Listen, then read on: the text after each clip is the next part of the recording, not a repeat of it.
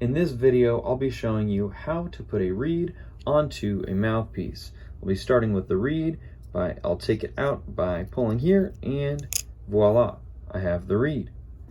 Now, normally I would put the reed in my mouth to moisten it while I put the rest of the instrument together, but for now, I'm just focusing on putting it onto the mouthpiece. Now, the end of the mouthpiece has a curved end, just like the end of the reed has a curved end.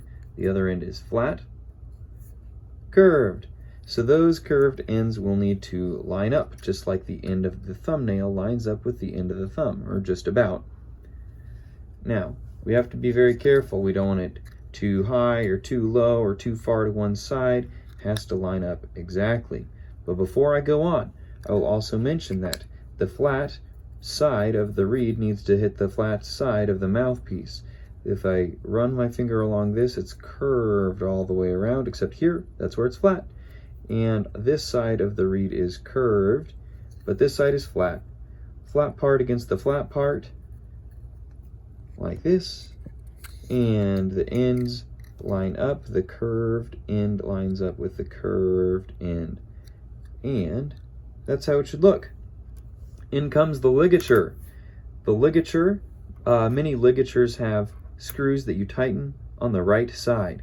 Now, some of them have screws that you tighten on the right side on the front or on the back, but they are made for right-handed people. Sorry if you're a lefty. Now, you'll also notice that they are more narrow on one end than on another. If I look at it from this way, oh, that's convenient. It says alto sax. I can read it, so I know that this would be upside down.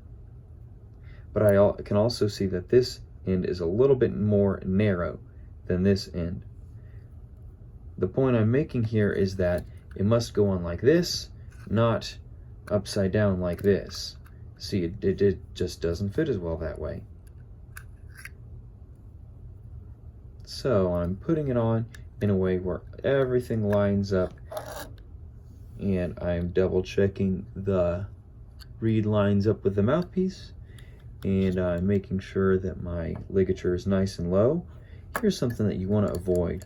You want to avoid tightening the ligature when it's way up here. You're going to have it nice and low.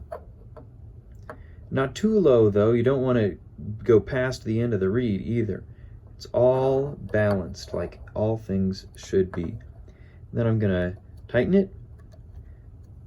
Another thing to look out for is that these ends of the metal probably shouldn't touch. If they touch, that means you've tightened it all the way and it can't go any tighter. It should have a little bit of space so that it's nice and tight, but not breaking the reed. And there you have it.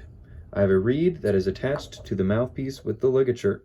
Now I'm going to take it off by loosening these screws just a little bit until this can come off, maybe a little bit more. I'll hold the reed in place as I take this off so it doesn't go flying or falling on the floor. Set that aside, and now that I have my reed, it goes back in the case, and I can put everything back in my instrument case. Now, this is a alto saxophone reed, mouthpiece, and ligature, but the same applies to clarinet. Make sure that you always take your reed off after playing. If you leave a reed on a mouthpiece after you've been playing it, it can grow mold between the times that you play it. And you do not want to play a moldy reed. Have a great day. This has been Mr. Roth, and that's all, folks.